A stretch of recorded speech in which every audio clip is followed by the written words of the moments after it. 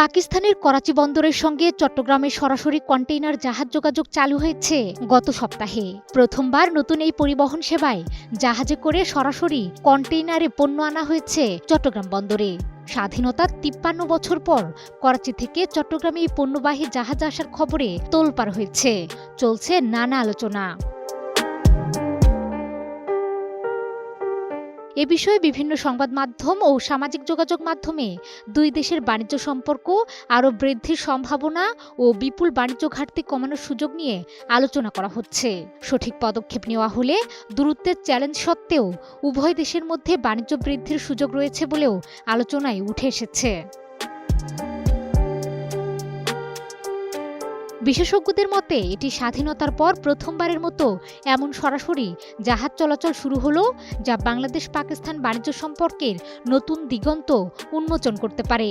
Double million offer Walton fridge কিনে পেতে পারেন 20 লক্ষ টাকা, রয়েছে কোটি কোটি টাকার নিশ্চিত উপহার।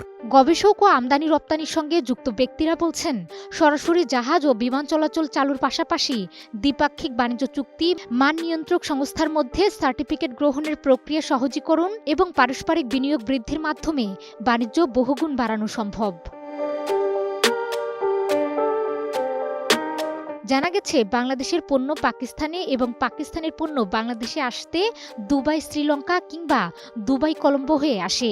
এতে বাণিজ্য ব্যয় বৃদ্ধির পাশাপাশি সময় বেশি লাগে। তবে চট্টগ্রাম ও করাচির মধ্যে সরাসরি জাহাজ চলাচল শুরু হয় পণ্য আমদানি দ্রুত হবে এবং জটিলতা কাটবে বলে মনে করা হচ্ছে। মাহমুদা বিথি, ২১ টেলিভিশন।